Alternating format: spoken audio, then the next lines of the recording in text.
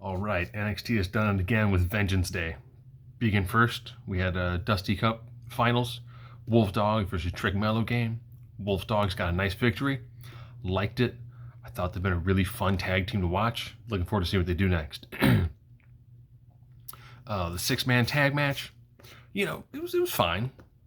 A six-person tag, intergender. It was good to see the family get the victory. OTM had been doing a good job kind of running them down the whole time. Dijak, Joe Gacy. Good seeing Dijak get a victory. And Joe Gacy kind of got that whole, no, I'm crazy. I love this sort of stuff. That was good. NXT North American Championship. Crowd was kind of dead, but Obafemi got them in through it. Solid match. Really enjoyed seeing the crowd pop for it. Obafemi's going to be an absolute freaking tank later on. Women's match. Crowd was split. It's probably got, face versus face. It's going to happen. Having Lola come down, which then, of course, led to Paxley getting involved too. Okay.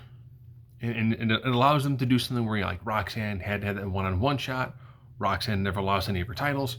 Roxanne now gets screwed out of this because Lola Vice did the cash in of her contract. Okay, I'm fine with that. Allows them to do something between at Battleground, Roadblock, as well as push for Stand and Deliver. Okay. Main event. Trick Williams, Ilya Dragunov. I love watching Ilya work. Seeing him work with Trick was beautiful. These two guys whooped. Ilya whooped that Trick, and Trick whooped Ilya. I love the boo-yeah spot they did when they're trading shots. Trick already had like a bloody lip from earlier in the night. Aaron shot to Dragunov's nose, so he's dribbling blood. Just vicious, stiff, bloody match. Loved the false finishes. I loved how the finish was, you got Trick going for his, big diving knee, which he did already hit earlier in the match and had the visual pinfall, but the ref was knocked out. To then he had torpedo Moscow and lose. Mello got in the ring and you're like, oh man, you're my boy. I love you. We got this. And then I saw the NXT logo in the corner and I'm like, wait. So when they did the hype package, they kept on showing, like Carmelo in the background, giving the side eye. Trick standing there. Mello kind of goes in the background and the crowd just goes, oh. And then Mello turned and I'm like, oh. He just, he beat the crap out of his knee with a steel chair and I'm like, oh. They've been needing a good solid heel for a while. With Corbin and Braun being together and them being two just lovable jerks. The crowd's behind them because they're two powerful guys with nice, great, I'm gonna stuff your momentum movesets. But their promos were really good, so the crowd's into it. Really looking forward to seeing the promo battles that we get with them and the family. Assuming the family's still tag champs going to Stand and Deliver. That should be some entertaining stuff. So the women's division, hey, Lyra successfully retained. Not the cleanest of victory, because, Tayton got involved, as did Lola Vice. Seeing Lola Vice then get run off by Roxanne Perez. Okay, wouldn't mind seeing them have a good feud. I like that, and they also did a bit with Kiana James and I think it's Lily Dane. They're going to be targeting her now. It's a way for them to keep multiple stories going in the women's division. I'm fine with that. So you got something going with the tags with the women's division.